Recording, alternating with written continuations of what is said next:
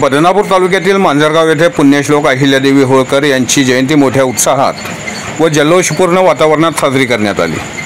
सर्वप्रथम अहिल्यादेवी होळकर यांच्या प्रतिमेचे पूजन करून पुष्पहार अर्पण करून अभिवादन करण्यात आले व त्यानंतर वाजत गाजत मिरवणूकही काढण्यात आली होती। यावेळी बदनापूर पोलीस स्टेशनच्या वतीने पोलीस बंदोबस्त तैनात करण्यात आला होता। या कार्यक्रमास मल्हार धनगर समाज बांधवांसह गावातील सर्व समाज बांधव आणि नागरिकांची मोठी उपस्थिती होती।